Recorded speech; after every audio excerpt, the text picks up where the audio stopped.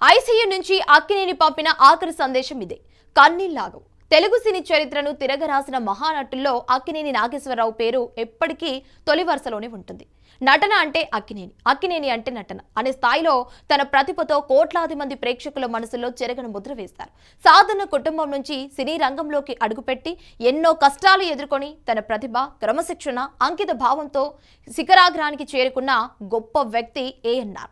Devadasu, Premabhishekam, doctor చక్రవర్తి, ప్రేమనగర్, తెనాలి రామకృష్ణ, మాయబజార్, సుడిగుండాలు, మేఘ సందేశం వంటి ఎన్నో అద్భుతమైన చిత్రాలతో తెలుగు ప్రేక్షకులకు చిరస్మరణీయమైన అనుభూతిని కూడా అందించారు. హీరోగా, నిర్మాతగా, స్టూడియో అధినేతగా తెలుగు సినిమా అభివృద్ధికి ఎంతో సేవ చేశారు. కానీ ఆయనను గొప్పవాడిగా నిలబెట్టింది కేవలం ఆయన నటనే కాదు, ఆయన మనసు, అభిమానులపై చూపిన ప్రేమ కూడా. జీవిత చరమాంకంలో క్యాన్సర్తో పోరాడుతున్న సమయంలో కూడా ఆయన ధైర్యాన్ని కోల్పోలేదు. అనారోగ్యంతో ఆసుపత్రిలో చికిత్స పొందుతున్న రోజుల్లో కూడా దేశ విదేశాల నుంచి అభిమానులు, సినీ ప్రముఖులు, రాజకీయ నాయకులు ఆయన ఆరోగ్యం గురించి ఆరా తీశారు.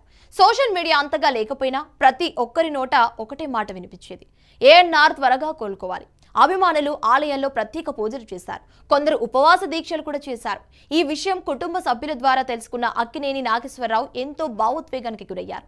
ఐసీయూలో ఉన్నప్పటికీ తన అభిమానులకు ధైర్యం చెప్పాలని నిర్ణయించుకున్నారు. అందుకే ఆసుపత్రిలో నుంచే ఓ ప్రత్యేక ఆడియో సందేశాన్ని రికార్డ్ చేసి అభిమానులకు పంపించారు.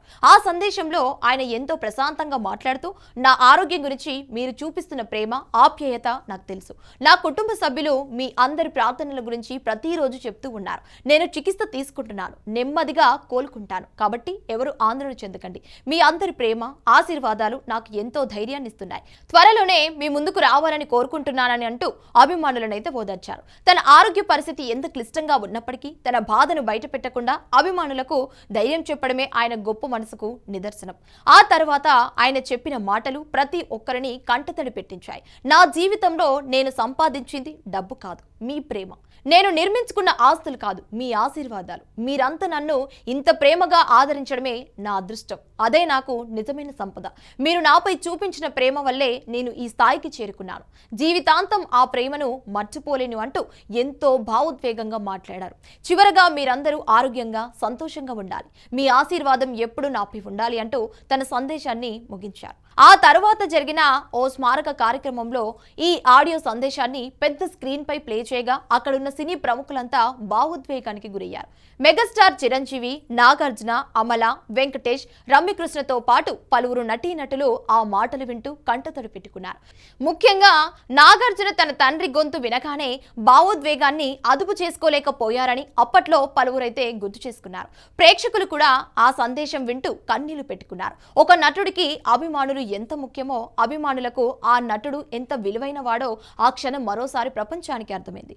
అక్కినేని నాగేశ్వరరావు తన సినీ జీవితంలో ఎన్నో అవార్డులు అందుకున్నారు. పద్మభూషణ్, పద్మ విభూషణ్, దాదాసాహెబ్ ఫాల్కే అవార్డు వంటి అత్యున్నత గౌరవాలు ఆయనకు వరించాయి. అయినప్పటికీ ఆయన ఎప్పుడు వినయాన్ని వీడలేదు. కొత్తగా వచ్చిన నటులను ప్రోత్సహించడం, పరిశ్రమ అభివృద్ధికి కృషి చేయడం, అన్నపూర్ణ స్టూడియోస్ ద్వారా ఎన్నో అవకాశాలు కల్పించడం వంటి ఎన్నో సేవలు చేశారు. అందుకే ఆయనను కేవలం స్టార్ హీరోగా కాదు, తెలుగు సినిమా పెద్దగా అందరూ గౌరవించారు. శరీరంగా ఈ రోజు అక్కినేని నాగేశ్వరరావు మన మధ్య లేకపోయినా ఆయన నటించిన ప్రతి సినిమా, పలికిన ప్రతి డైలాగ్, జీవితంలో పాటించిన ప్రతి విలువ, అభిమానులకు పంపిన ఈ చివరి ఆడియో సందేశం ఎప్పటికీ తెలుగు ప్రజల గుండెల్లో చిరస్థాయిగా నిలిచిపోతాయి.